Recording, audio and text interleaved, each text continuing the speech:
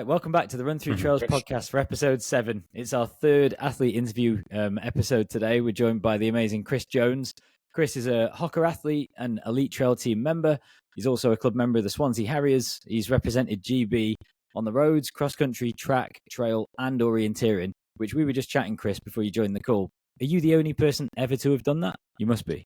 Yeah, I think so. I think the orienteering is probably the ace up my sleeve, yeah. Yeah, and obviously, Kris, mega high-level runner, a load of amazing performances over the last few years, and obviously taken part in a load of big races already this year, including European Champs, on a recent win in Snowdonia, and is kind of training now into OCC, which I imagine is probably your big A goal for the year, is it, Kris? Yeah, OCC is the kind of big one this year. Kind of the rest of the year has just been trying to put something together that gets me in a good place to race well there. It's probably a bucket list one, you know, racing in Chamonix. You see so much of it every year. So yeah, just kind of excited to give it a go and see how well I can do. Awesome. Yeah. Well, I mean, we'll have a good chat about that. It's all we do is talk about OCC on this podcast, so that'll be a nice change for everybody. And obviously, also joined by regular co-host Lewis Moses. Welcome, Lewis. Thanks, James. Yeah, I'm really looking forward to this because I was saying to you off the air, if we call it that, Kris's career kind of follows a similar career to my own in the sense of started at more the track and the roads. I guess Kris has the orienteering ace up his sleeve, as he says, but I've transitioned more to the trails recently, but in a coaching setup. So I've followed Kris's career very closely, and I've done my research. I think he's actually the only British male to do the track, the road, cross country, and world mountains, or certainly GB mountains. I think if you take the orienteering out, I still think you're the only one, Kris. I don't think anybody's done it all at senior level. So British male. So I do give you that trump card, but the orienteering is definitely the ace of spades, we'll call it. Cool. All right, nice. Well, Kris, I think what we'll start off with, it's just always nice to get a little bit of background on you as a person, sort of where you're from, where you grew up, and just how you found your way into the sport. Yeah, so I'm from Swansea, South Wales. I kind of got into orienteering relatively young. You know, it's quite a nice family sport because you can go along and, you know, the parents can do their course and it's, you know, it might be much harder navigation, a bit further, and then kids can do their own course, which is easier and shorter. And so probably from about 11 or 12, we kind of went along as a family to orienteering events. And it's not a big sport in the UK for sure, but I quite quickly got kind of into the kind of Welsh junior squad setup. More probably because it's, you know, there's not many people doing it, but it was kind of a nice social thing as a kid. You know, you went away for the weekend, you with a load of other people your age, and you do a bit of running around in a forest, and I really enjoyed that, and it quite quickly went from kind of my parents taking me along to things to then me trying to convince my parents to go to things, so I could kind of see friends that had across, you know, from different parts of the country. I did orienteering as kind of my main sport, all through kind of school. I joined Swansea Harriers, again, quite young, you know, probably 13 or 14, but mainly, you know, the running was there to try and get a bit better at orienteering. It was kind of a secondary thing because you can't go orienteering every day. There's just not enough maps, and you need to plan courses and all of that. So I did quite well orienteering as a junior. I got I worked up through the kind of system.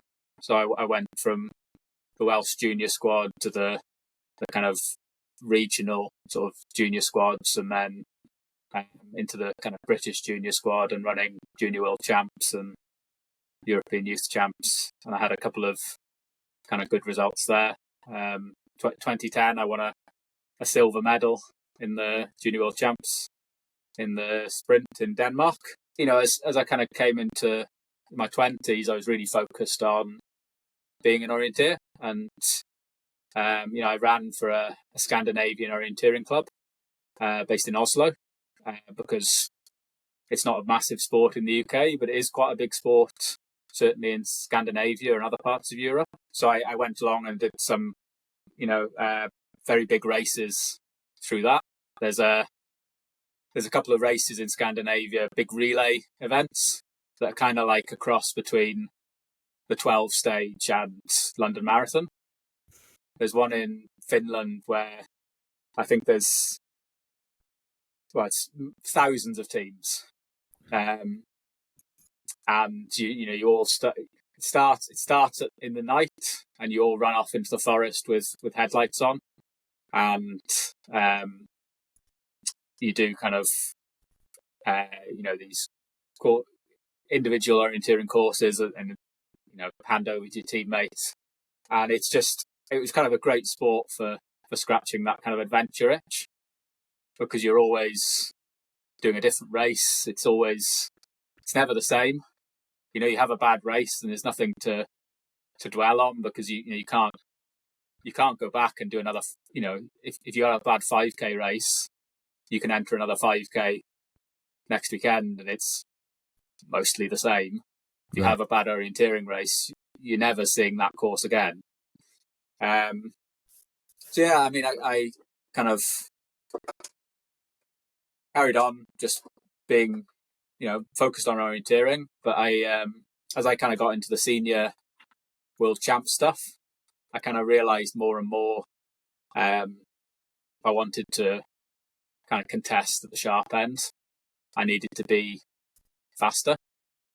I went to a world champs in Italy. It was actually the sprint race was around Venice.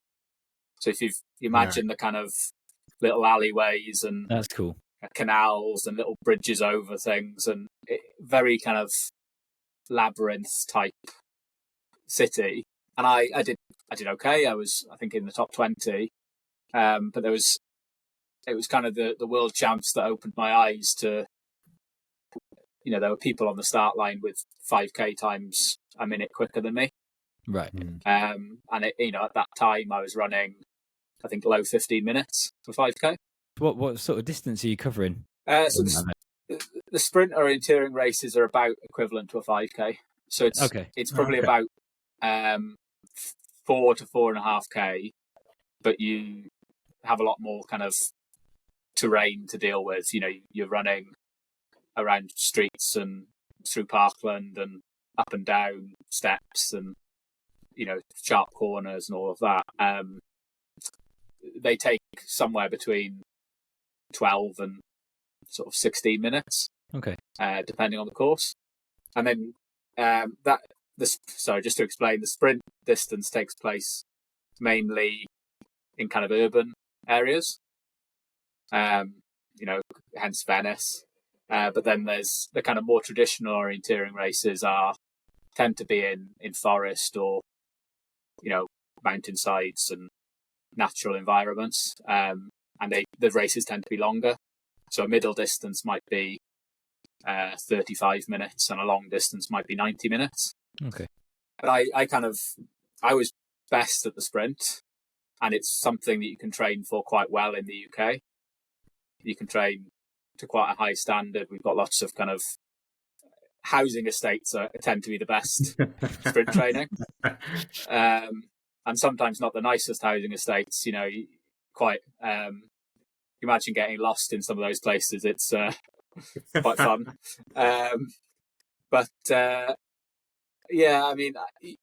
Most orienteers tend to do a bit of everything, and I certainly did for many years, but I kind of focused more and more on the sprint. And I tried to get, I realized I was giving away time to people who were just faster runners. And I was quite good technically. I was good at navigation, but if you're stood on the start line with a 5K PB that's a minute slower than someone else, in my head I was essentially giving away a minute on the start line to that person. if they run the same race as me, they're beating me every time.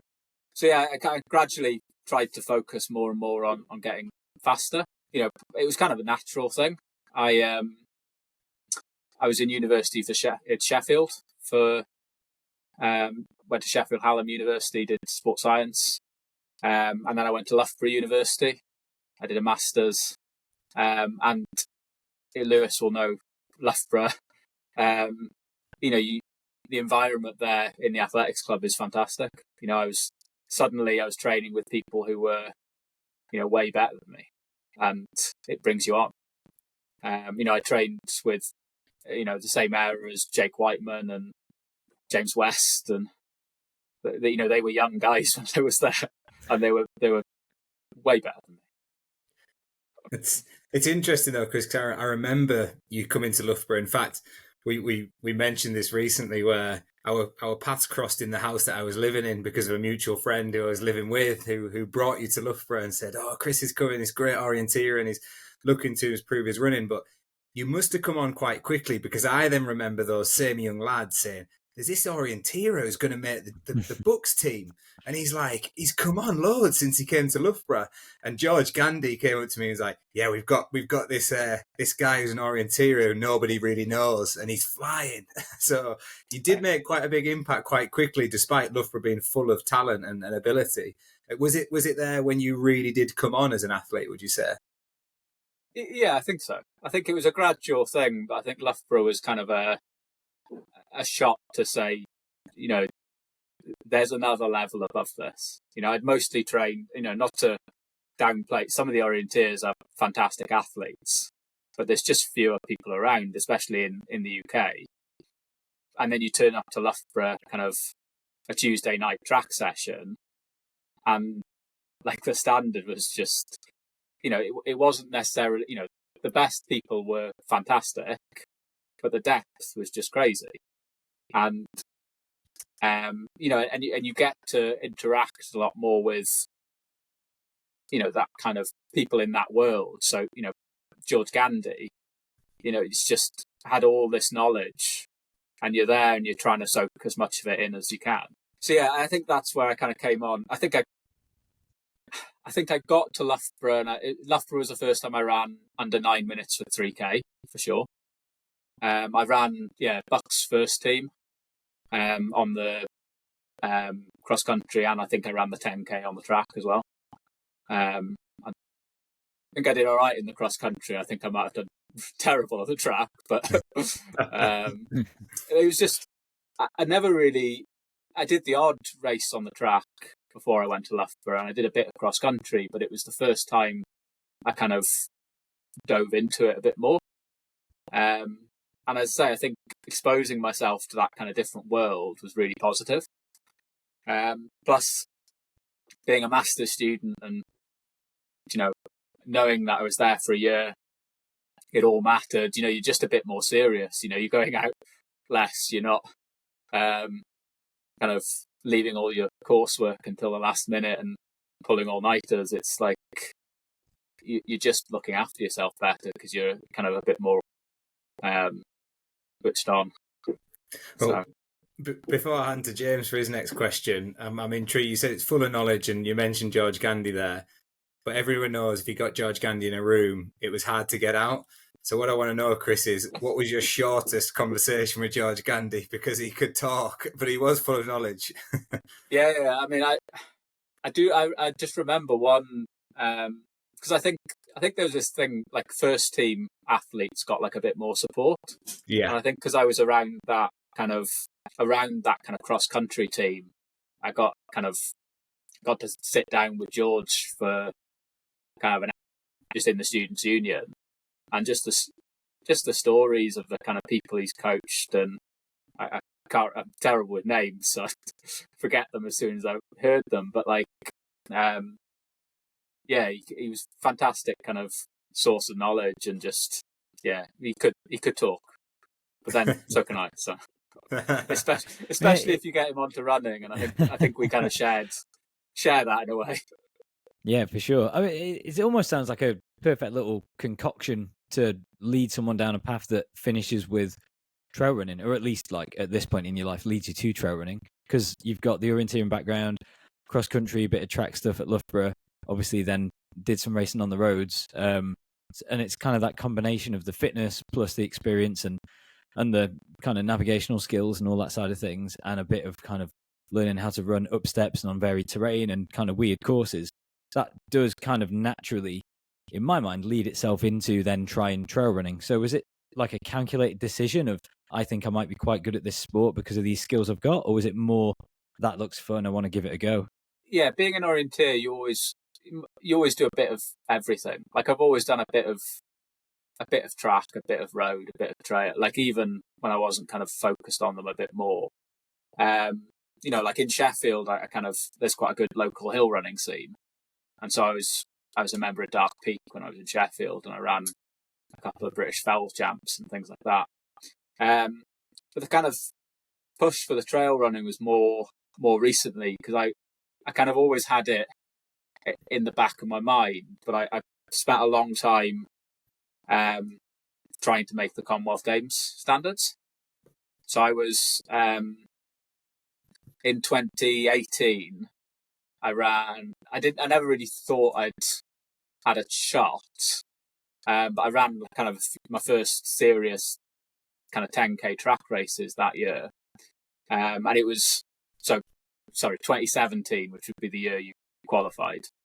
And in, you know, I went from like a 31-minute 10k that, you know, I probably set 5 years before, to all of a sudden I was running 29:40 and then 29:20, and then I actually finished the year at Highgate and I ran, I think, 29:05 or something like that. And the Commonwealth Games standard for Wales, that I think the B standard at the time was either 28:50 or 28:55. So I kind of got so much closer than I ever would have thought a year out, because a year out, I think my 10k PB was probably still above 30 minutes. And then, so for 2022, I thought, you know, I've got to give this a better shot. And I spent a lot of the kind of 2018 to 2022 really kind of getting ever more focused in on, I'm just going to run 10k on the track. And I ran the time, the Commonwealth Games, I ran 28:23, and then I wasn't selected. So that was kind of, that was a big kick in the guts, to be honest. And I kind of realised I was kind of focusing more and more and more on this one thing. But then, you know, what I'd grown up doing was kind of, you know, I'd always done a bit of everything, and I kind of thought, well, what's something I've always wanted to do, but I've never have done. And so I kind of thought, well, you know, the mountains is about as far as you can get from 10k on the track, because, you know, there's no splits, there's no kind of lap times, and so I kind of entered a few races, and one of the races I entered was it's the Scafell Pike Marathon, and I actually entered it at the time because my wife was doing it. So she was going down. I thought, well, I might as well, if I'm going to go down with her, I might as well enter the race as well. And then a couple of weeks, or maybe a week after I entered, I realised it was a trial for the GB team for Thailand, for the World Champs. Right. So I thought, oh, well, yeah, that's a bit of extra motivation. And I say I spent that summer kind of probably fueled a lot on kind of the frustrations of missing out on the Commonwealth Games. I was probably not a very fun person to be around for the month of August. But I kind of went to that race. I did well. I got in the team for Thailand. I did pretty well in Thailand. I got in the team for Innsbruck, and it was like this kind of snowball effect of, oh, actually, where can I take this? And it was putting me into races that were like stretching what I've done.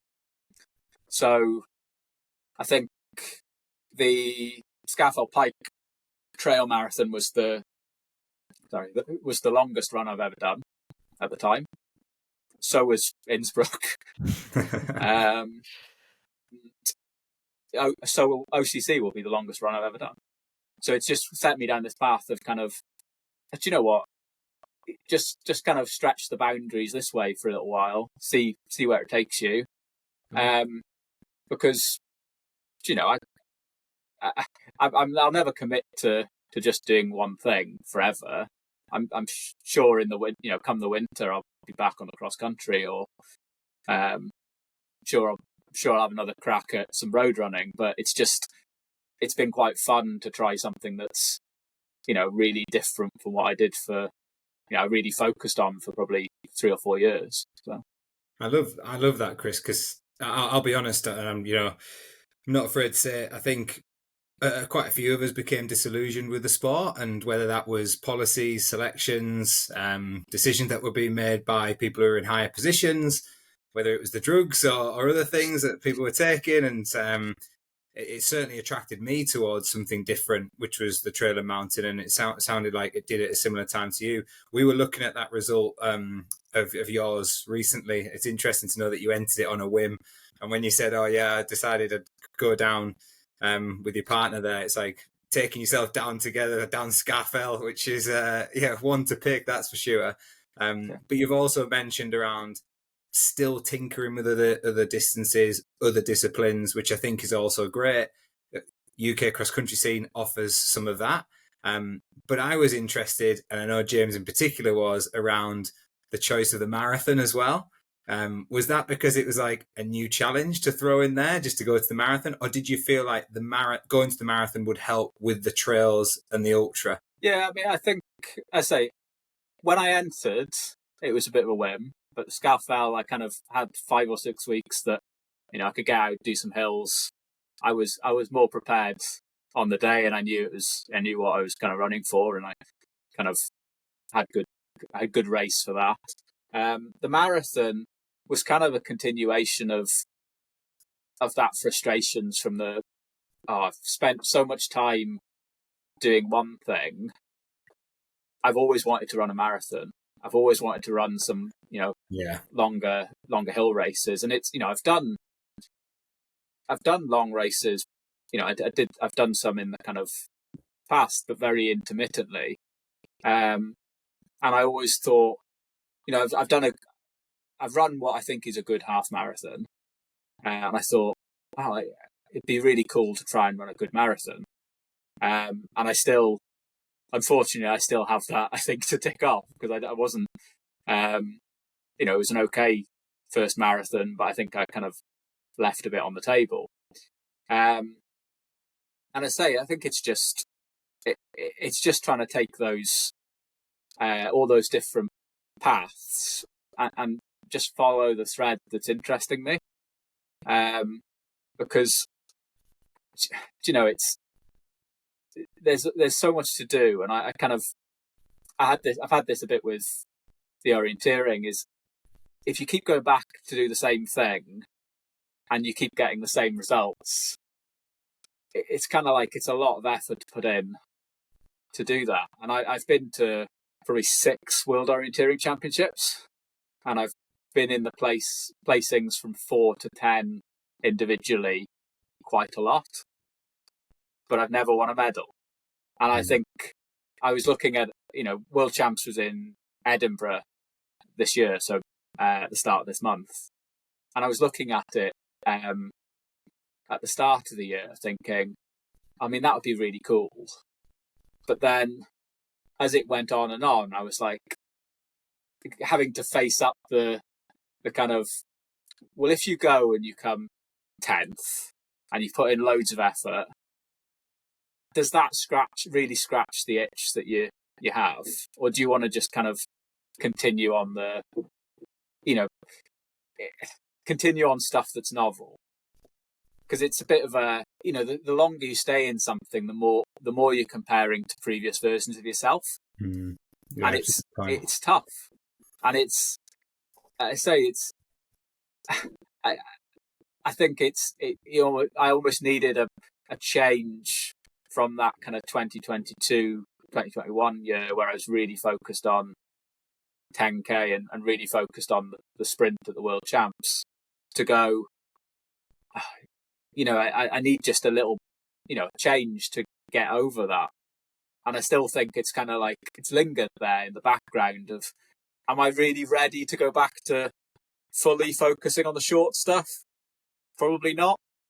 Will I go back to the shorter stuff? Yeah, probably. Yeah. Well, I mean, it's quite the journey, really, going from the Scaffold Pike race in 2022, which then, like you say, qualified you for Thailand, and then going through into 2023 with, team gold in Innsbruck, which must have been a pretty amazing experience, and a top 10 finish for yourself, and obviously everyone just running really well.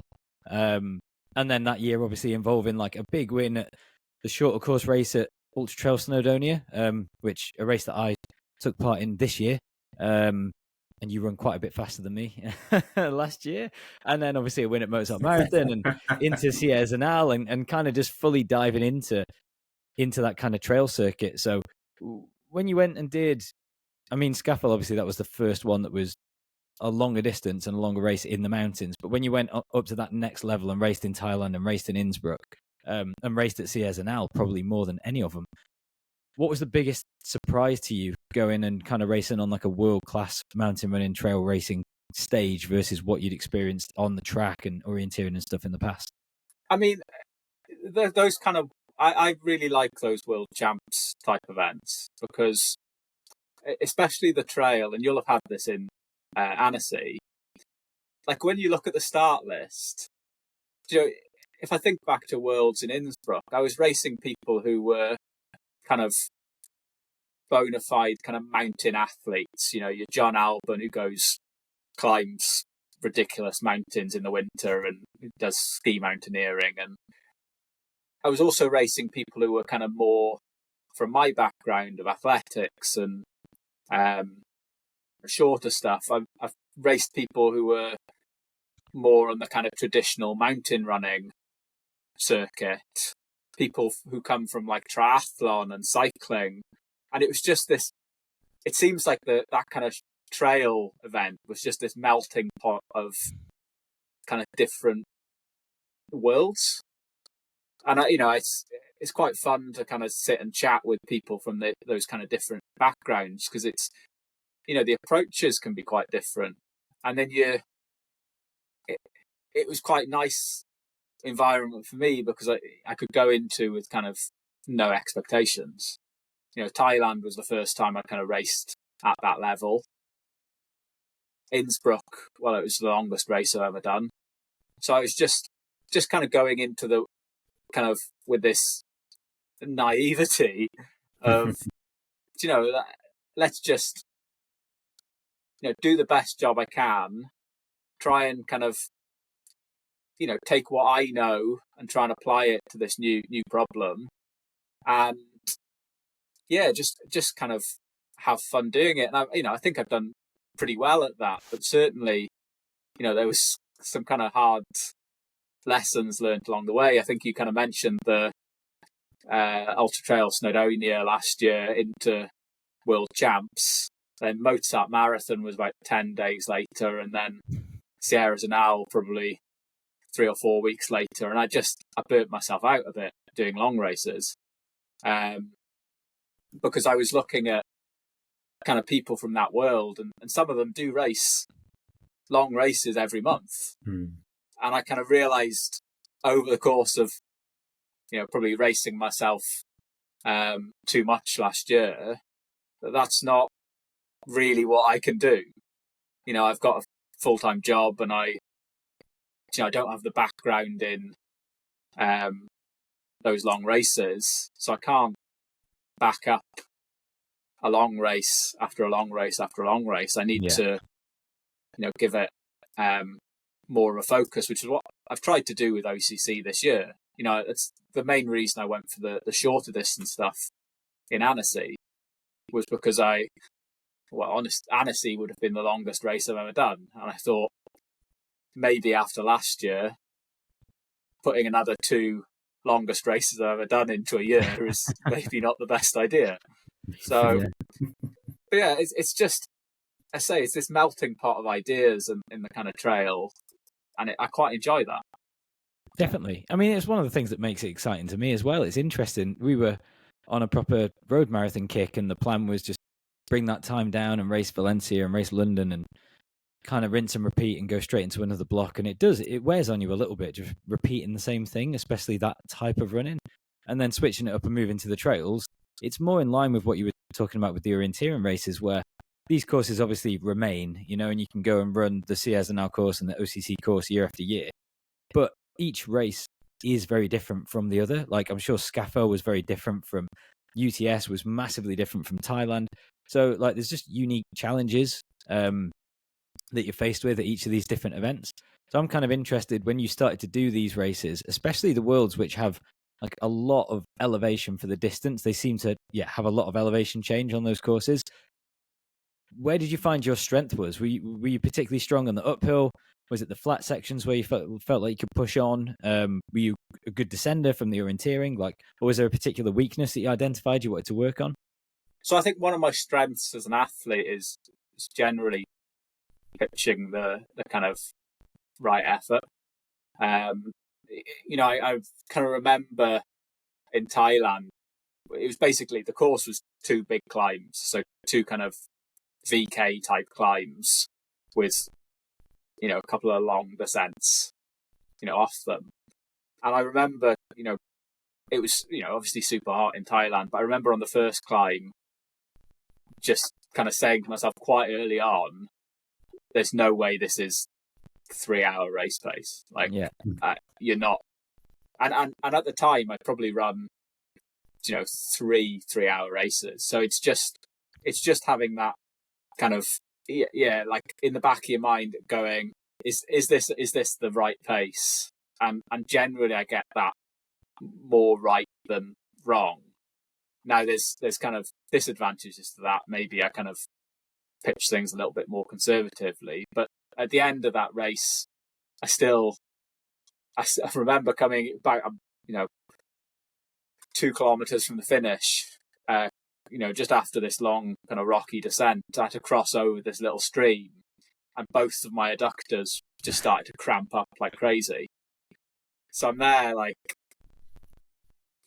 3 hours into a race with kind of 2K pretty flat to go, and I can't run.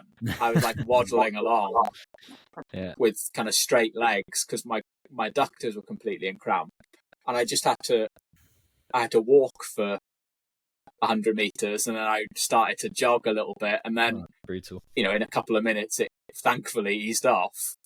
But it's kind of, I pitched it pretty well for that race because it didn't happen to me too much early on. But I think the fitness, kind of the aerobic fitness, carries across quite well. If you're fit to run a 10K, you're probably fit to run a marathon and fit to run a trail race and fit to run a 5K and all these other things. Where it really hits you is the specificity. I say those, all those descents just completely tore up my quads, and I cramped at the end and I struggled in. And similarly, I was, when I ran Seville Marathon, I was really fit, but I wasn't marathon prepared. I got to 32K, and just that kind of grind of, the marathon's just running pretty fast for as long as you can bear. It's holding your hand over the candle flame and not pulling it away. And it kind of wore on me, and I kind of slowed down in the last 5K. But the aerobic fitness has just carried across, and I think I've done years of running now. I've probably trained relatively seriously since I was kind of leaving school. So I've probably got 15 years of training, and it's not all fantastic, and it's built up over the years, but it's a base that you can draw on and kind of take to other things. So I think those are probably the 2 strengths that I found going on to the trails, is that actually I have a reasonable sense of what's manageable, even for the longer stuff, and a reasonable kind of base of fitness that I can kind of take with me. It's I find that fascinating because I think we've all been there with the cramps down the adductors, right? And we felt that, and it's not nice. And I think you're 100% right, Kris. I think it just purely comes from the specificity and the ability to resist that fatigue on that specific terrain. We're all good at it running in circles. We're all good at it running in straight lines. But the minute you start climbing and descending and changing those muscle groups quite rapidly as well, then you can get found out pretty quickly. And it's the duration that obviously brings that on, or certainly the duration plus the intensity. One thing I found really interesting with your journey, and I listened to a podcast you did, I think it might have been with Francesco Pupi, when you said about you've learned the hard way, you've made mistakes last year where you tried to maybe do too much because you looked at what everyone was doing and then you've scaled it back. But you do document your training, and I've always read that training. I've always found it really interesting, from your blogs to your posts on Instagram to the stuff on Twitter, and you've always been really open about that, which is great, because I think it's really good to see that, and not everybody is, and you're quite reflective with it too.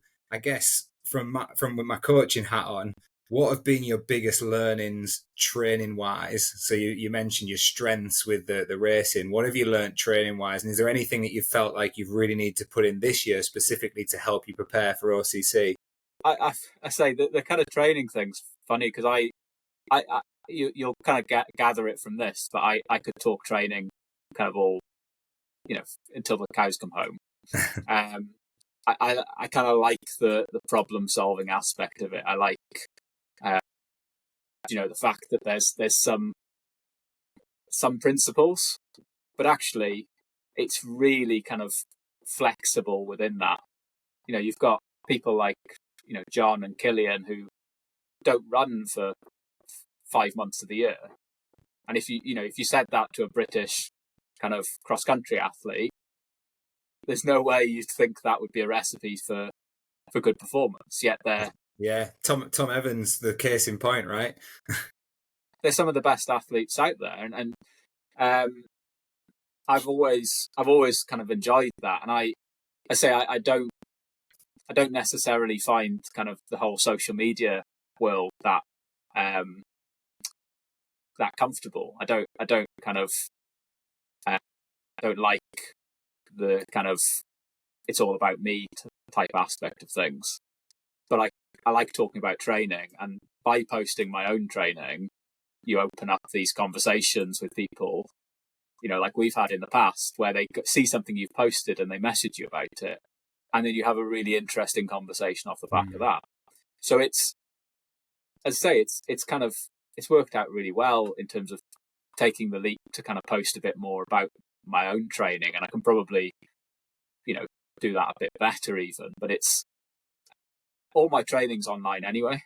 If you know where to look, it's on. I've got Strava, but there's a kind of orienteering website called Attack Point, and my training is on there back to 2008. Like pretty much everywhere I've done. There's a few gaps, but not many. And I think if you go back, one of the things I've done when I look back at that is there's a period probably from kind of 2011, 2012 through to 2017, 2018, where it starts off, reasonably kind of low, and each year the volume builds up slightly, and it gets a little bit more structured, and it gets a little bit kind of better each year. And those are the years where I go from kind of undergraduate university through to masters. I then did a PhD, and I was in an office with kind of people with a 9-to-5. So I kind of, the lifestyle improved as well. And it's a kind of, when I look back at what I was doing in 2011, there's a part of me that goes, oh, you could have been so much better if you knew all you do now. Yeah. But on the flip side of that, it brought me from where I was to where I am now. And it did it over kind of a really kind of long-term point of view. And there was no point where I was thinking, I want to do more, I want to do this better, because at the time I thought I was training pretty well. And then the next year I'd learn some new things, and I'd, it would show in my training. I'd get a bit, I'd get a bit more serious. I'd start doing things. I'd build up kind of a good routine. And really up to about 2018, there's this steady progression through my training. And then from 2018 through to now, the kind of hours remain quite similar. And I think that's probably because I've hit a kind of natural limit. I've got a 9-to-5 job. I don't have any kids or any dependents, but there's only so much time in the day. And I've probably kind of reached a bit of a limit of just adding more, or, making your kind of interval, going from one interval session a week to two, doing your long run more consistently isn't necessarily going to bring those kind of stepped improvements anymore. But equally, I've now got 5 years since then that are really consistent. And, I've had some bigger injuries in there, but most of the time I've kept myself relatively healthy and injury free. So it's this gradual progression through the years of knowing a bit more, being a bit more serious, just sorting out little issues that I might have had, and being a bit more consistent. And then when I've kind of reached that level, I'm kind of now, it's not necessarily about doing more, but it's about, well, can I, bring in that specificity? Can I, for Worlds last year, I probably trained like a marathon runner with longer long runs. Whereas this year, maybe I'm doing a bit more uphill, a bit more kind of longer specific runs that hopefully would come OCC will kind of prepare me a bit better. So nice. At what point on that training progression did the step machine get introduced? Because it's something that Lewis has threatened me with on multiple occasions, the stepper in the gym. Because you do a little bit of cross training, obviously, in your training, which is pretty common. Obviously, it's normal. People get on the bike and the elliptical and whatever. But I don't see too many people using the stepper. Like, where did that come about? I can see why, right? You do a lot of hiking in these long races, but what's the thinking behind it? I experimented with it a little bit last year before Innsbruck, like the stairs machine. Yeah. So not like the cross trainer, but the stairs, the revolving staircase type thing. And essentially the ones in the gym, when you put them on the maximum speed, I can just about, it's a run. It's not a walk. Okay. So I'm running on the stairs machine, not holding on or anything like you see some people do. And last year I had this kind of, I was trying it out because I thought there's no way of me getting steep climbs or much ascent in the week, because I live in Dundee and probably the nearest kind of hill over 200 meters is probably 40 minutes away. Oof. So I can't get that kind of sustained climbing. But then if I go an hour away, I've got hills that, I can climb 700-800 meters because I can get to the Cairngorms or kind of the South Highlands. So it's just, but last year, as I say, I tried it a few times and I kind of came away with this impression that it's not like running outside. It doesn't feel like running a steep climb. It feels like you're running up a load of stairs, which, surprise, you are running up a load of stairs. And I was like, there was something in the back of my mind that was like, oh, this isn't really that kind of relevant. But then this year I started kind of, again, with that kind of experimentation with not only the stairs, but also the uphill treadmill. And that the treadmills in my gym kind of only go up to 15% grade, which is quite steep, but it's still quite a runnable grade. You don't get into that kind of really short step, kind of steep uphill type mechanics. But this year I've kind of embraced a little bit that it doesn't have to be exactly like what you're trying to train for. It doesn't really matter that it's not 30% with rocks in the way and kind of different steps every time. Because you are still accumulating, I can go on the stairs for 45 minutes and it gives you a number of kind of how many steps at the end. And each step is 20 centimeters. So you can work out what kind of vertical gain you've got. And you can quite easily get, over 1,000 meters. Right. I think the most I've done this year, I think I did something like 9,200 steps is the most I've done in a session this year, which you can probably work out is quite a 1,800 meters or something. Yeah, that's pretty significant. 1,800. Yeah, some quick maths there. Spot the mathematicians. Our maths is better than our podcast. There you are. But it doesn't matter that it's not the same thing, because you're still doing 800 meters. It's not. It's way easier than 800 meters. Up a steep climb, because every step's the same. You know exactly where to put your foot. It doesn't slip back at all. It's nice level surface.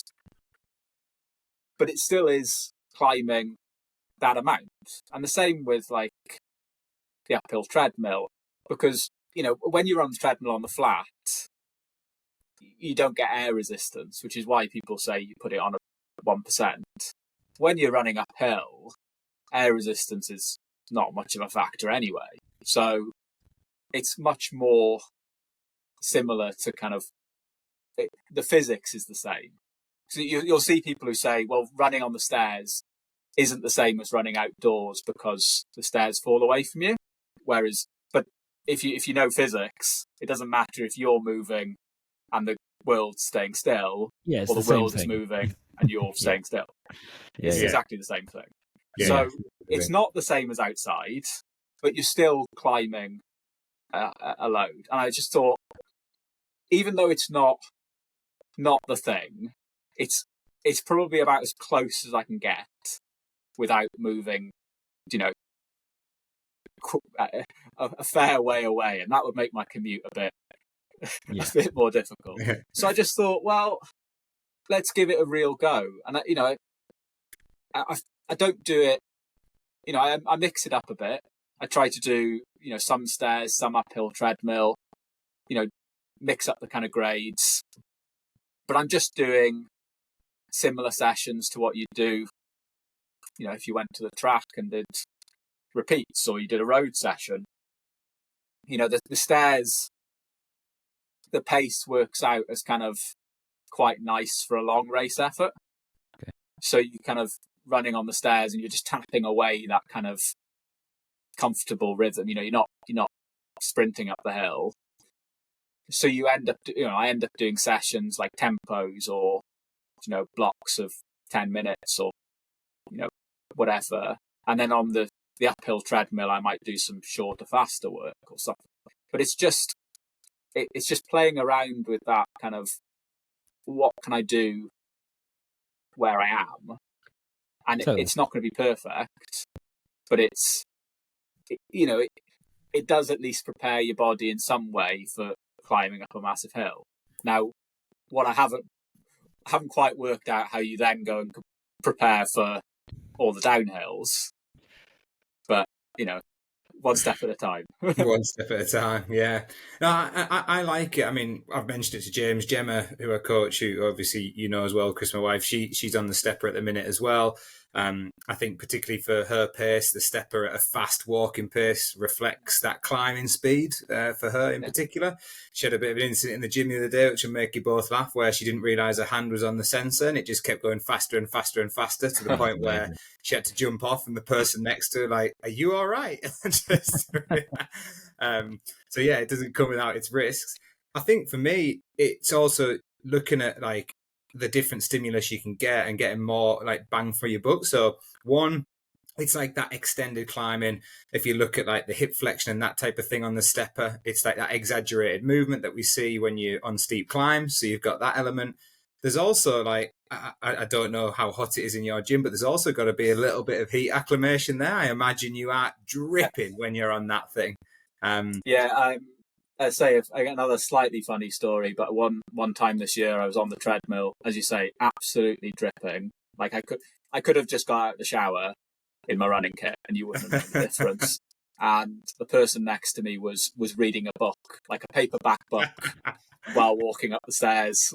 And I was like, that's fine. Like, I've got no problem with that. But I was like, we're doing very different things. And they're probably looking at me and judging me.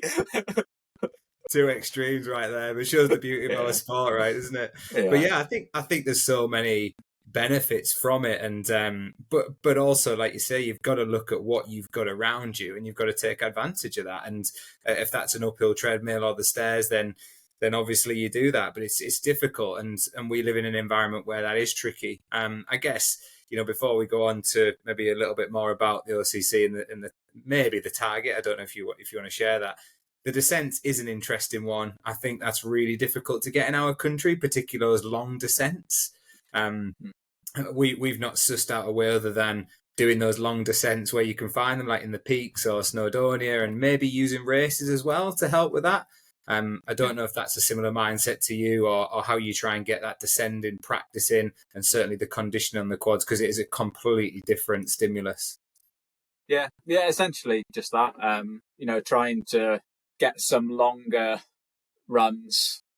You know, the long runs are going to be some of the specific ones, and that's not to say every week I'm going out and running, you know, long specific type efforts, but getting a few in the training block. And that race I did in Wales was quite a good one, the Copper Trail, because it was 28k, 2,400 meters climbing and descending, and you know, say you get quite a specific stimulus doing that.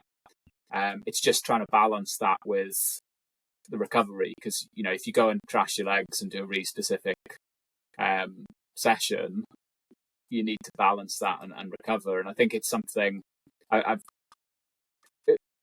read a lot of kind of Canova's stuff about the marathon, because I think the thing he gets really right is that they do a lot of specificity for the marathon. Yeah, and that's where you see people who are, you know, they're don't get me wrong, the times on the shorter distances are very fast as well, but the times in the marathon seem to me to be even better than what you might predict. So I think it's just trying to get my kind of approach this year has been trying to get some of that specificity in the long run. Yeah, and just try to get that balance right, where you're not kind of you're doing enough to condition your legs, but you're not doing so much that every week you're kind of waking up Monday morning with a load of DOMs that you're then struggling through training for a few days.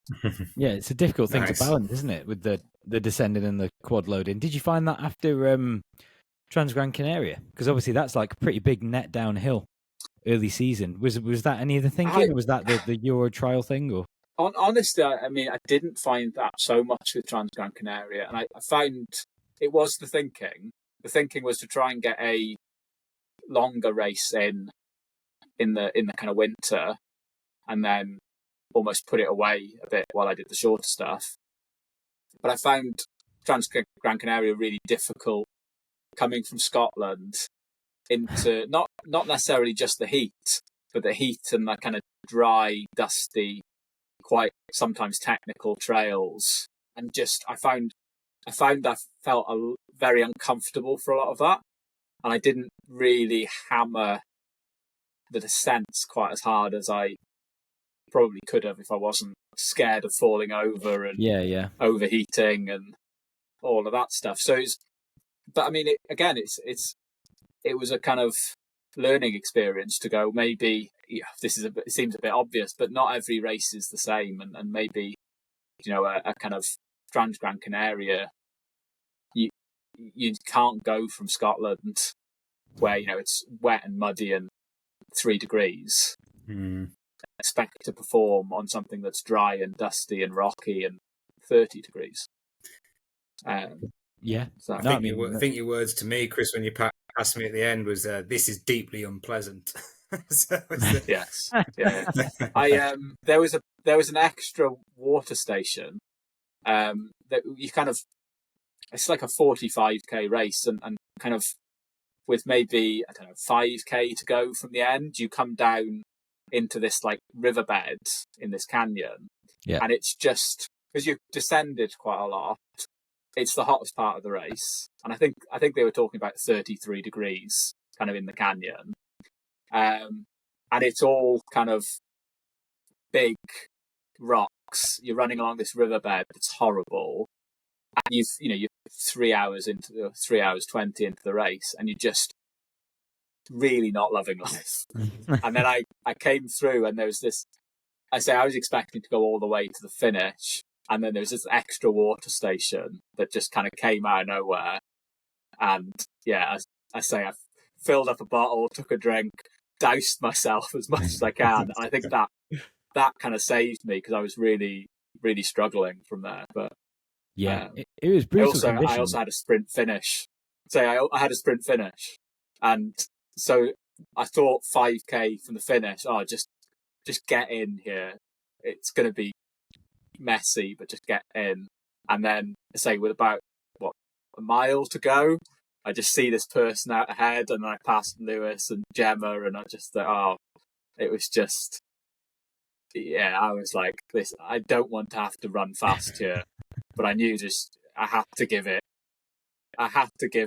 a good go. Yeah, it was pretty horrendous, that last descent through the riverbed, and then you come up through that like drainage ditch, don't you, out onto the road right at the finish. It was a bit of a weird finish, but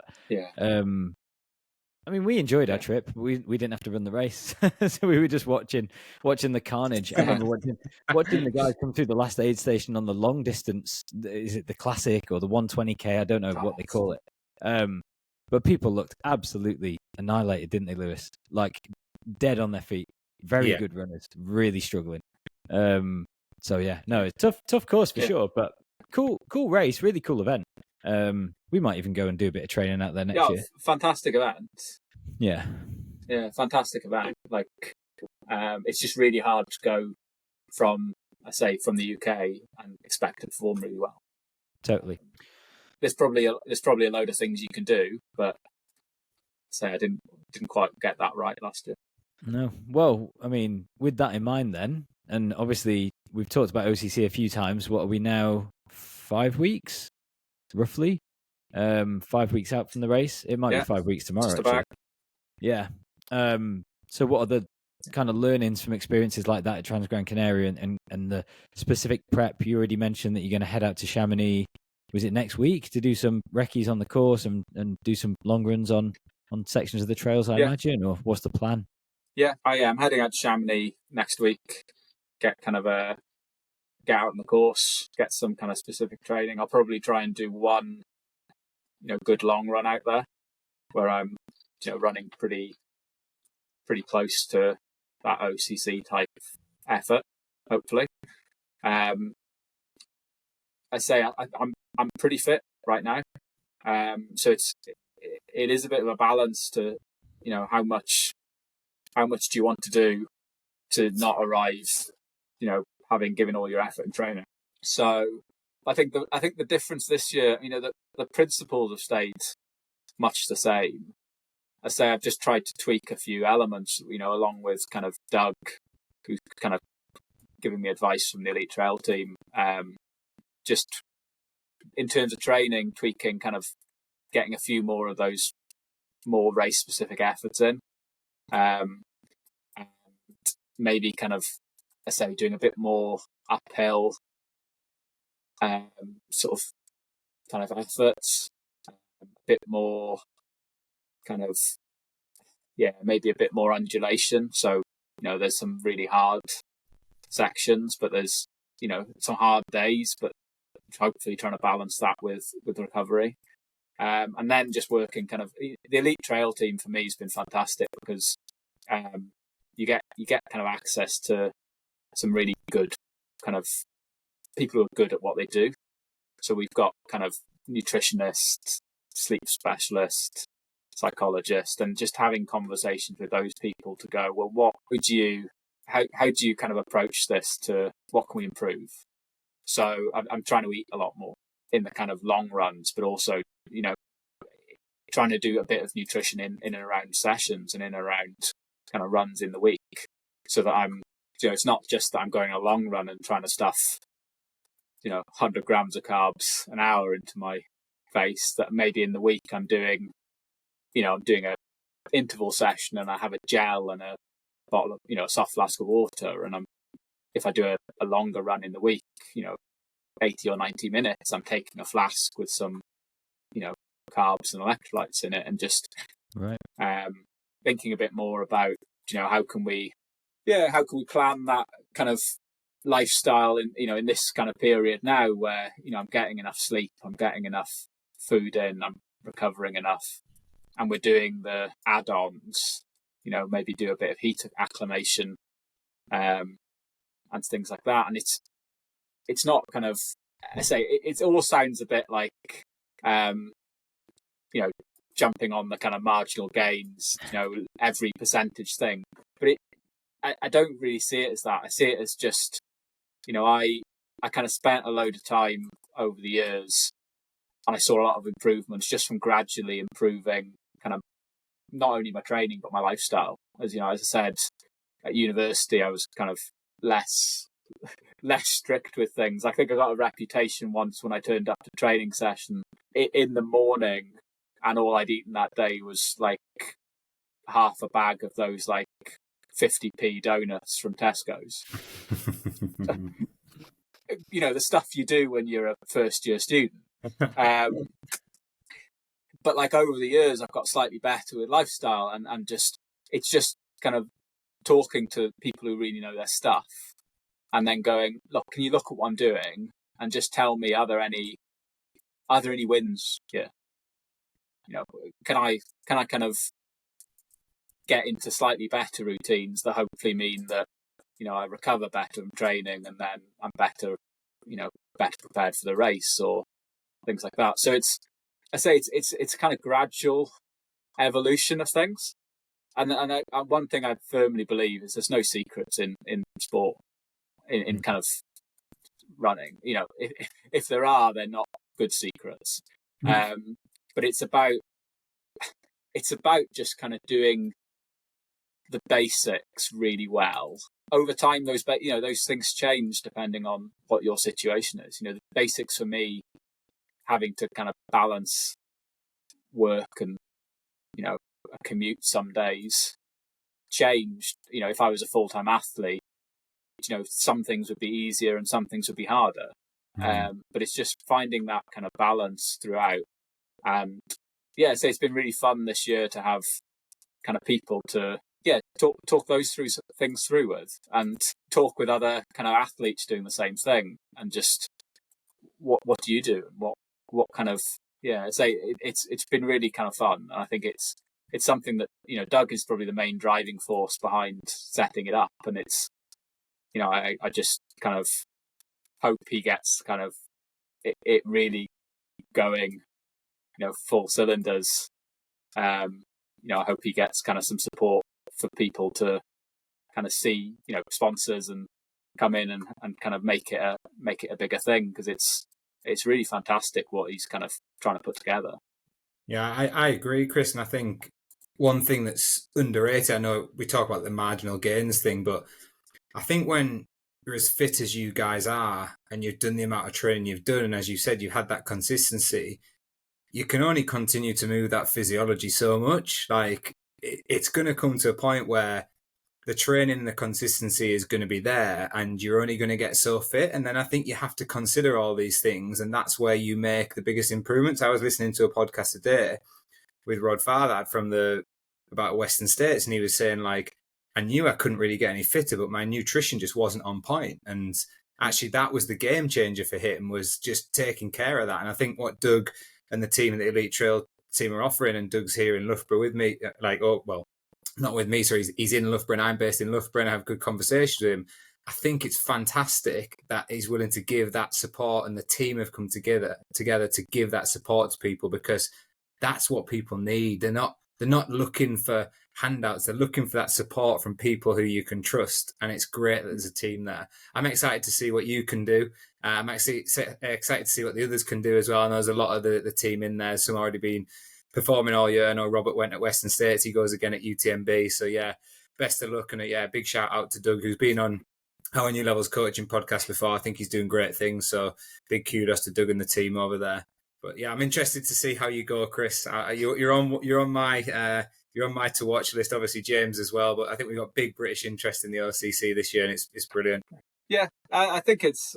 I say you kind of hinted at what aims were, but you can have, what I've learned over the years. You can have these kind of aims that get you through kind of the training. Like, I'd be lying if I said, I hadn't had some long runs in the winter where you kind of see yourself, oh, and he's coming down the last ascent and he's, taking the lead and all of that. Because that's the kind of thing that gets you through training. We've all got this competitive edge where, I want to do really well. And I think I can do really well. But as I say, going into the race, those kind of things aren't that helpful. And so going into the race, it's a lot more about, well, what's the stuff that I need to do to get a good result? And I kind of hate the kind of process over outcome type. Again, it's a bit buzzwordy, but it's just going like, running the race you're in at that moment. So not think, when you're in the winter training, you can think as far ahead as you want. You can kind of imagine whatever you need to imagine to get yourself through it.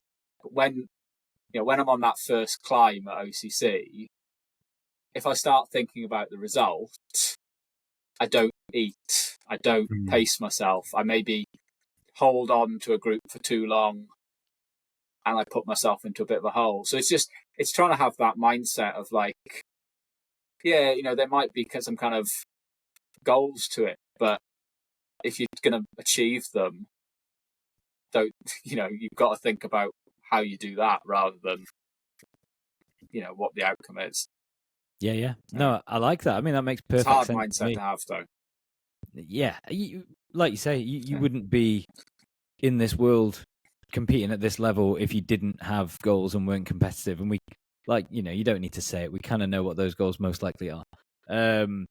But I know exactly what you mean. Letting that get away from you at the start of the race, or even in the first half of the race, until you're in that very last section when you really just need that last push, that last bit of effort. It's all just about, like you say, following the process, getting the nutrition in, hitting the aid stations at the right timings, and just kind of keeping switched on. So one interesting thing, and I know we've been going a while because I said I can talk about running, but one interesting thing I found at European Champs was I felt pretty prepared. I was fit. I'd done a lot of kind of work on uphill stuff, both indoors and outdoors. I'd run some kind of segments around me on kind of. I've got a hill near me that's I think 350 meters elevation, and prior to this year, the fastest I ever run it was like 12 minutes and 30 seconds, and in the build up to European Champs, I ran it a minute faster, 11 minutes and 30 seconds. So I was really prepared for the uphill, and the uphill was the race that I kind of had more invested in. Like I felt like that was the one I was more interested in. And then the day of the race, it was like tipping it down, super muddy, like really quite cold. Like I think it snowed at the top. Yeah. At the start of June? And the whole race I felt just a bit out of sorts. And I think looking back at it, I think what it is was I had this preconception of how I'd feel. And then when I started running the race, I felt just completely different. Like I was cold, I was like, my feet were slipping a bit, and I was just like the signals I was getting, like the feelings I had going up that climb were nothing like the feelings I had in training. But it was, and I think that really put me off. But I could have had a much better race that day if I just accepted that the feelings I had were the feelings I had and worked through it kind of from a, you're not feeling like you do in the UK, but that doesn't mean you're having a bad race. It doesn't mean you're, you're not performing well. And I think that kind of difference between what I expected and what I got really threw me off mentally. And I kind of felt, I must be having a bad race because this isn't how a good race feels.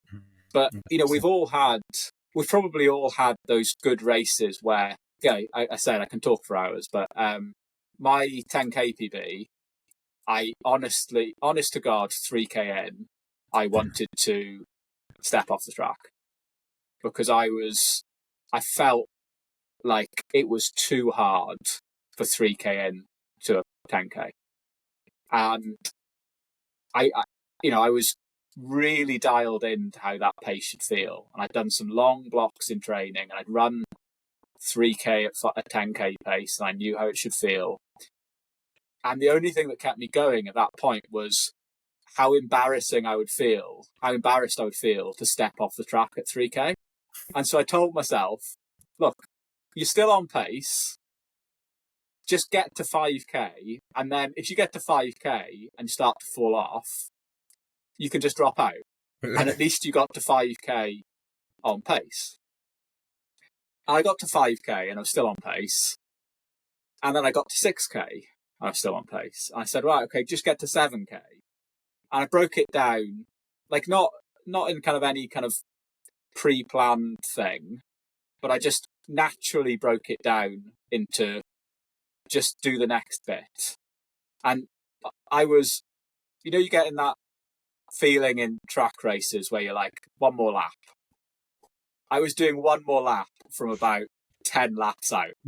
I was doing one more lap, and I was just like, if this lap is not a 68 or a 69, you can drop out. And it just kept coming. And I finished. And I ran. I ran that pace. I felt, pace I was on at 3K, I ran to the finish. But if you'd have asked me at 3K, I'd have been convinced I'd fallen off the pace. And that's how I felt with the uphill. And I kind of succumbed to it a little bit. Yeah. And so to get round to the point, I think, especially for something like OCC that's a long race, run the part you're in. Because I know it's like, you know what 5 hour pace should feel like, but it might not feel like that on the day. And you have to kind of find this balance of trusting yourself that, when you make a tactical decision, but not kind of talking yourself out of it when it starts to get hard, because it will get hard. And if it gets hard sooner than you were prepared for it to get hard, then that's a real kick in the teeth. And, you just have to kind of, I say it's not something I've been perfect at all the years, but something I came away from Europeans really thinking is just, it might not feel like you expect it to. And that's fine. We're not machines. There's no kind of switch that you turn on. It's not like a car and you press the accelerator and it goes a certain speed. We will feel different on different days, and but yeah, I say that was a bit of a ramble, but hopefully it's valuable. I'm just picturing myself going up that climb from Trent up to the Col de Barn feeling like shit and thinking, oh no, Kris told me it was going to get hard at some point. No, I know exactly what you mean. I think one thing that we always chat about, me and Lewis, before a race is when it gets hard, remembering that it's hard for everybody and all the people around you during the race. I'm sure it's the same for everybody. I don't know. But for me, certainly, like whether you're in a pack at a marathon or whether you're like strung out on a trail or grouped up in a track race, it always feels like everyone else is cruising and you're suffering. But in actual fact, everybody's suffering, and a lot of the time they're suffering more than you are. And so it's just, like you say, staying consistent, sticking with the process, making sure you're getting your nutrition in, making sure that you're not going too far over that red line. And yeah, the mental component is massive, especially in a 5 hour long race, because you are going to go through waves and there are loads of opportunities to recover and come back. So no, I completely understand what you're saying. And I think the 10K is probably the most kind of concrete example I have of a time where it didn't feel like I wanted or expected to, but just because you keep yourself in that race and you keep doing the stuff that you know you need to do, and a 10K is a bit easier because if I wanted to run, 28:30 was the goal, I know I need to keep ticking off 68 and 69 second laps, and that's it. In a long race, there's a lot more things that you need to do. But as long as you keep ticking off those things, you might come through it. You might not, but you might not slow down. Like, it doesn't. We all want those races where and I've had a few of them. We want those races where it feels really easy. I think my breakthrough on 5K was at Loughborough, and I got to like a mile to go, and I just pushed on. I just felt like, I was really up for it, and I just thought, let's go for this. And normally you get to, a mile to go in a 5K, and it's the opposite. You want to slow down. And we all want those ones where, it feels amazing, but, you can run just as fast feeling rubbish sometimes. So. I was at that Loughborough night, Kris. I remember it well. I remember you pushing on. Yeah. It looked good as well. But I think to kind of wrap things up, because I think it's a really good message to anybody listening, is that you're not always going to feel your best when your best performances come, and you've got to dig yourself out of holes. And somebody asked me a question recently about, are your best performances come when you're in that flow state, when you feel that flow? And I argued, I said, actually, I think your greatest performances are when you've got to find yourself out, and you've got to dig yourself out of a hole, and you've got to find something.